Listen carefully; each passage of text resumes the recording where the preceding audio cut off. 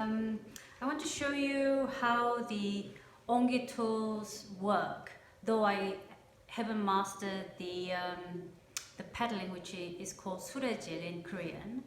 But I think some people have been curious how the tools are made and perhaps also how it's used. So they're often kept, this is a pot I made just to store the tools, the Onggi tools. So they're always submerged in water so they don't crack. So the tools are this, which we call it the bat, bang-mang-yi. This is su-rae or su-rae. And this is just a spare. And this is called do-kae. This is the most complicated tool.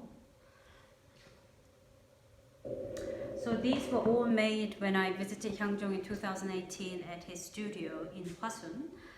So I will show you how, I'll go straight into showing you how they actually are used for. You've probably seen my other videos, me using this to flatten and make slabs, which is really effective. But I hope I will attempt to show you how it's actually meant to be used, if I can remember what I was taught, the Onggi technique in Korea. So this is also the Onggi wheel that he uses. He used to use for Onggi making, Onggi jars, but it's with me now. So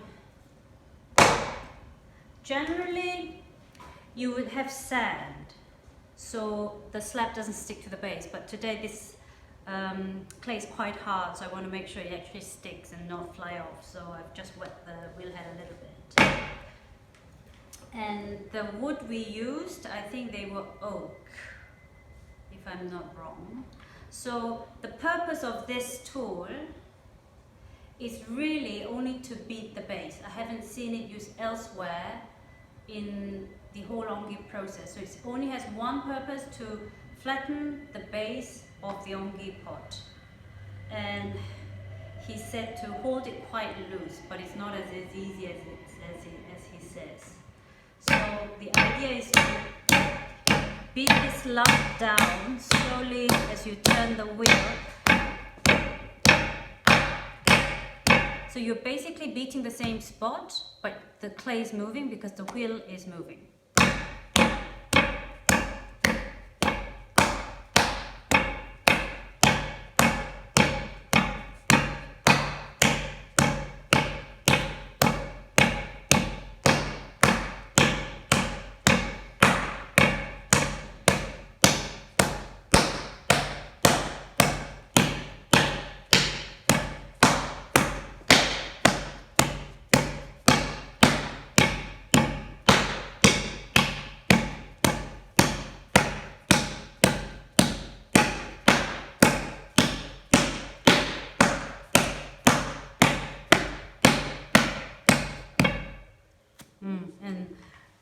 The other tip is if the tools are dry, it sticks to the clay, so that's another reason to have it wet.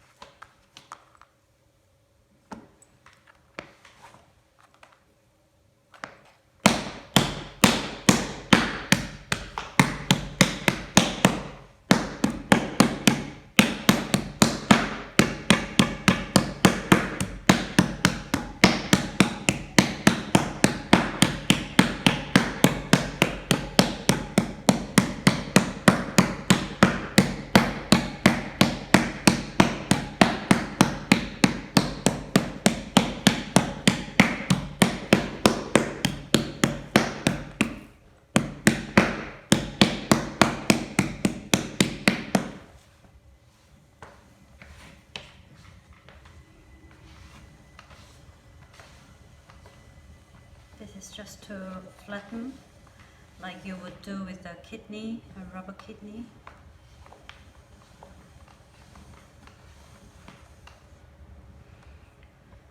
Okay. So this is it for this tool, which is called bang-mang-yi. Literally translates as a bat. Stick that in. So.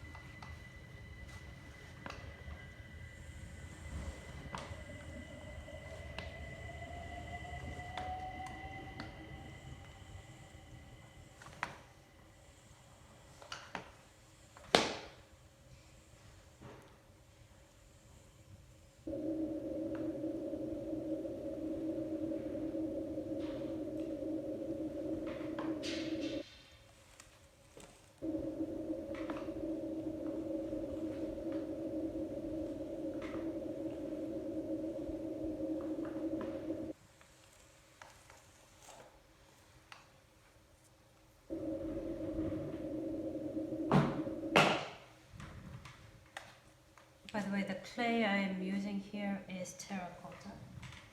I hope. So I've made a slab using the technique I learned. It's not very even, but so there you go.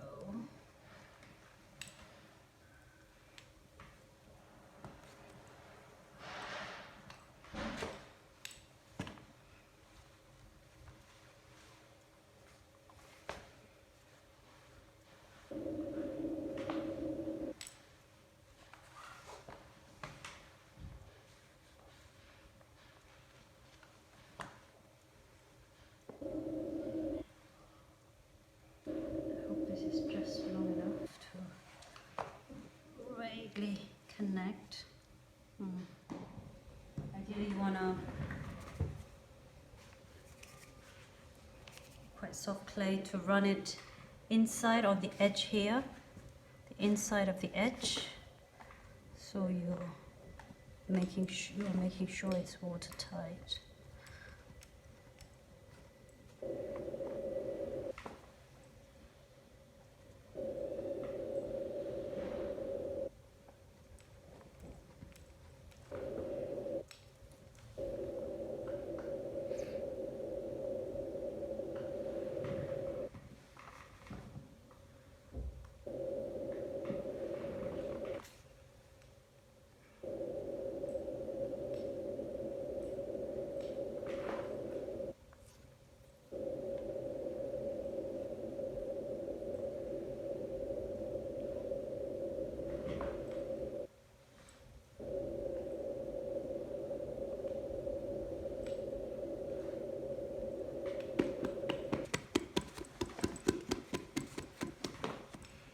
So now you've prepped the base.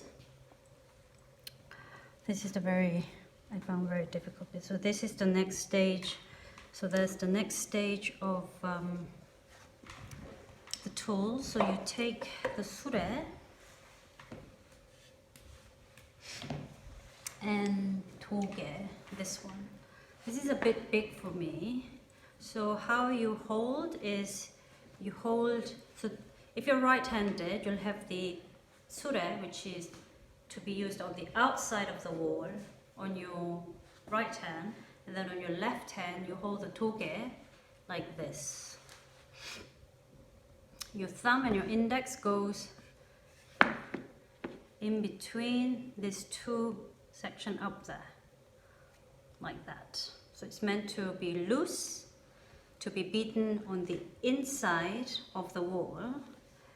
And it apparently, if I remember correctly, for these two tools to meet from the inside with the clay wall here is to meet like this.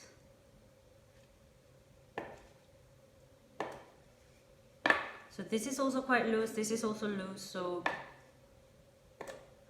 like this. It's a lot more difficult than it looks. So it's to go in like this.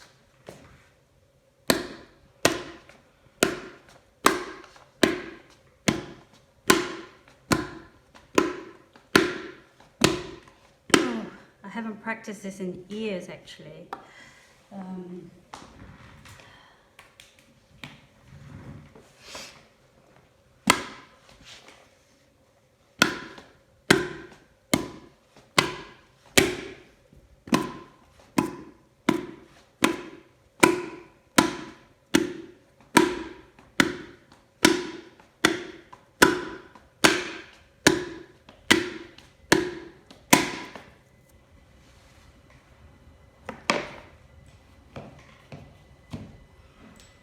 Have a wet sponge in there.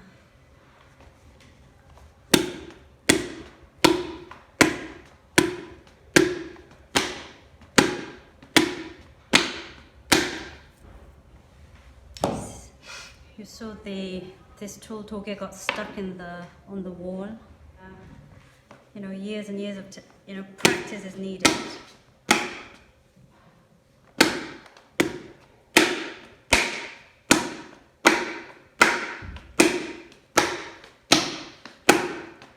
And probably have to make a lot of ugly ongis to master.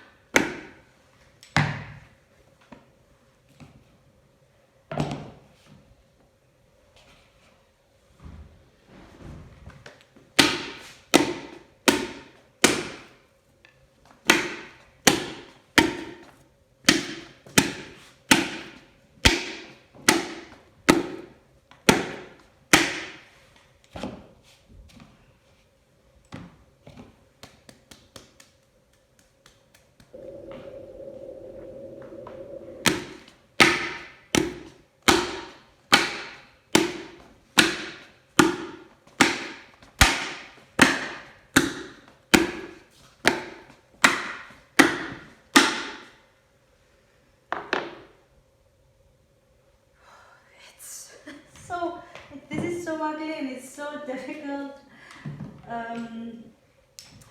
But I hope you get the idea, you know, how these tools can be used.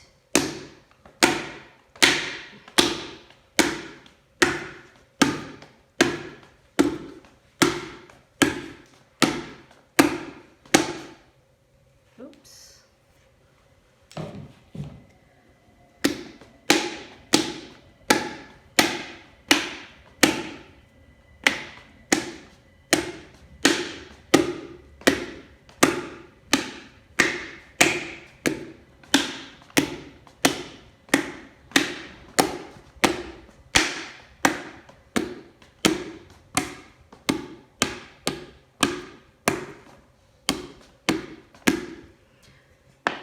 Maybe I've made the wall slightly thinner. It looks a bit bigger than I started. Maybe I'm just going to carry on beating till, yeah, the walls. So also I just want to say, if anyone attempting to try onggi tools and onggi making, the clay has to be fairly firm, so it kind of holds its form as you extend, because the clay will become softer as you beat them. Right. We'll make it do once more, and then I'll split open to see what it's like. Wow.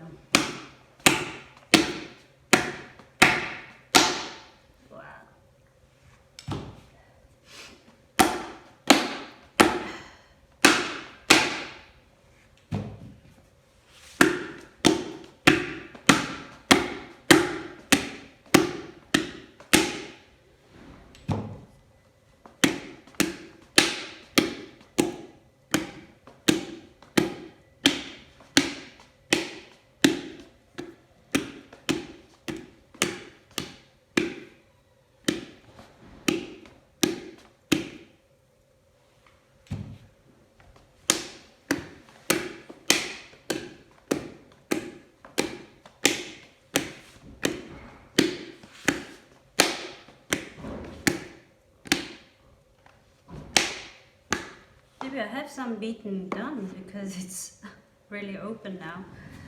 So I want to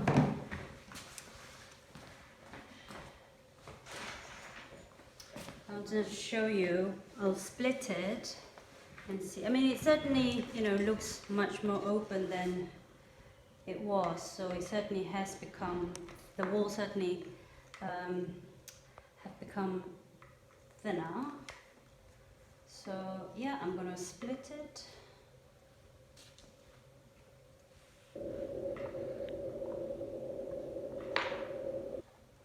Yeah, it's surprisingly pretty even.